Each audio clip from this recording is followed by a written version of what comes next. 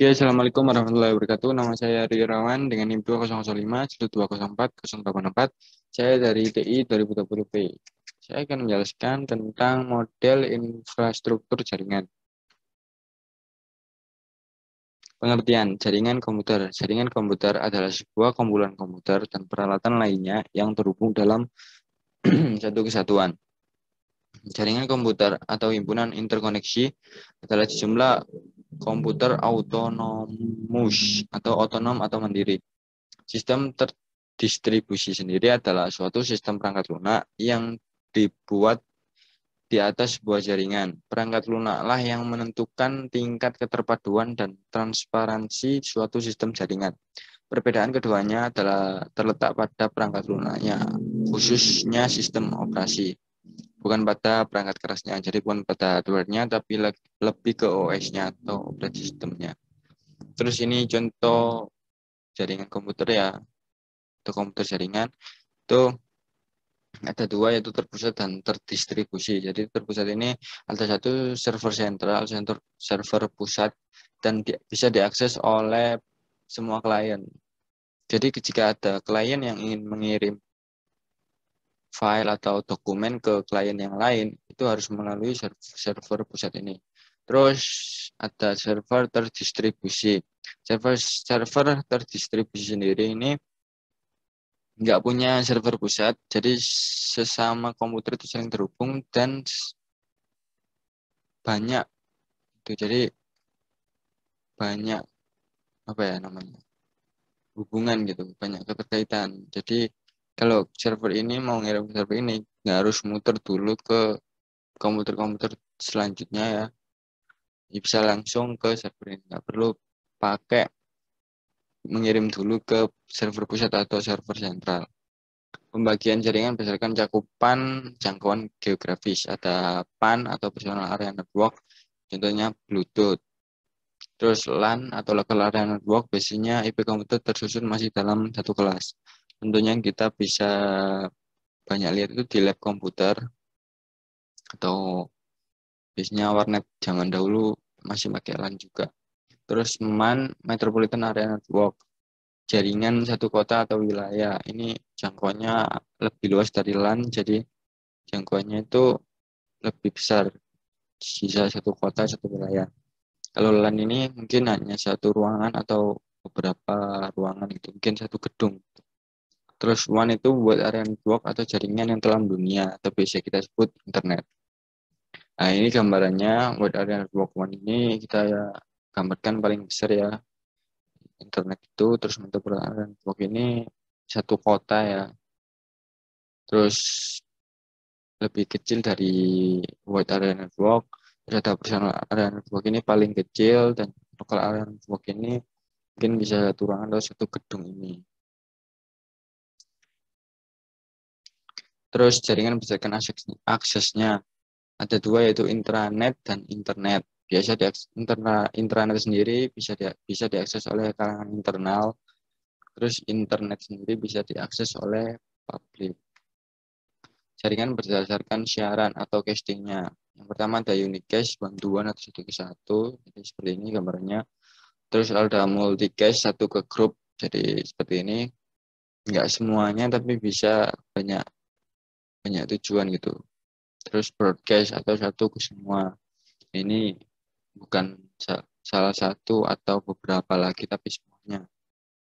Terus topologi jaringan. Topologi jaringan itu ada 6 ya, yang saya tahu ya. Jadi ada bus, star, ring, mesh, tree, dan point to point. Bus sendiri ini punya satu server pusat begini atau network backbone, dan semua komputer atau semua klien terhubung dengan ini garis tengahnya atau networknya. Kalau misal klien satu mau mengirim file atau dokumen ke klien lain, harus melalui server pusat ini. Terus ada star atau bintang ya, karena membentuk mungkin lebih mirip bintang. Ada central hub atau kayak server gitu di tengah. Terus semua komputer terhubung ke server ini. Ada satu ring yang melingkar gini. seperti cincin, terus ada topologi mesh. Topologi mesh ini mungkin pembaruan dari topologi ring karena ada komputer langsung ke komputer lain, komputer seberangnya gitu. Terus ada topologi tree sama seperti topologi bus, cuma memiliki cabang-cabang kecil lainnya. Terus ada point to point yang satu jalur saja ya. Terus topologi bus, kelebihan topologi bus. Kelebihannya biaya instalasi yang dibilang sangat murah karena hanya menggunakan sedikit kabel. Jadi murah ya, nggak perlu ribet. Terus penambahan klien yang sangat mudah, topologi yang sangat sederhana dan mudah diaplikasikan. Kekurangan topologi bus sendiri, jika salah satu kabel topologi bus putus, maka bermasalah pada komputer lain atau klien lain. Terus proses sending atau mengirim file dan menerima data itu biasanya sering terjadi tabrakan data. Terus topologi ini sangat jadul dan sangat sulit dikembangkan. Terus topologi star, kelebihan topologi star ini jika satu komputer mengalami masalah tidak mempengaruhi komputer yang lain, tidak seperti topologi bus tadi. Terus bersifat fleksibel, keamanan yang cukup baik, dan kemudahan deteksi masalah cukup mudah. Terus kekurangan topologi star sendiri itu switch atau hub yang ada di tengah itu yang menjadi titik pusat mengalami masalah ya. Jadi hubnya itu bermasalah, maka seluruh komputer yang terhubung juga akan mengalami masalah. Terus cukup membutuhkan banyak kabel dan biayanya yang dikeluarkan juga cukup mahal. Cukup mahal ini karena banyak kabel yang dibutuhkan gitu. Jadi biayanya nambah. Terus jaringan sangat tergantung pada terminal pusat. Topologi ring memiliki performa yang lebih baik dari topologi bus karena saling terhubung ya, melingkar gitu. Terus mudah diimplementasikan, konfigurasi ulang dan instalasi perangkat baru yang dibilang cukup mudah, biaya instalasi yang cukup murah. Kekurangan topologi ring, kinerja komunikasi dalam topologi ini dinilai dari banyaknya titik atau not. Terus topologi troubleshooting di topologi ini bisa dibilang cukup rumit. Penyelesaian masalahnya itu cukup rumit.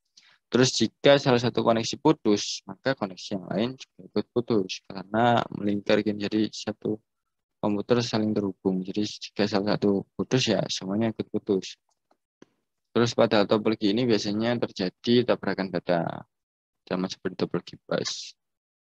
Terus topologi mesh, jalur pengiriman data yang digunakan sangat banyak, jadi tidak perlu khawatir akan adanya tabrakan. Jadi ini sama ya seperti topologi ini tidak tabrakan. Terus besar bandwidth yang cukup besar, keamanan pada topologi ini juga dibilang sangat baik. Kekurangan topologi mesh ini proses instalasi pada topologi ini sangatlah rumit, membutuhkan banyak kabel, memakan biaya instalasi yang sangat mahal ya karena itu tadi membutuhkan banyak kabel. Terus topologi tree, kelebihan topologi tree pertama memiliki jaringan yang besar, mempunyai akses segera jadi cepat gitu. Terus manajemen data yang baik. Kekurangannya sendiri itu pengelolaan yang tergolong sulit, biaya yang relatif banyak itu karena membutuhkan banyak kabel juga. Terus konfigurasi dan perawatan yang sangat sulit. Mungkin itu saja dari saya. Kurang lebihnya saya mohon maaf. Assalamualaikum warahmatullahi wabarakatuh.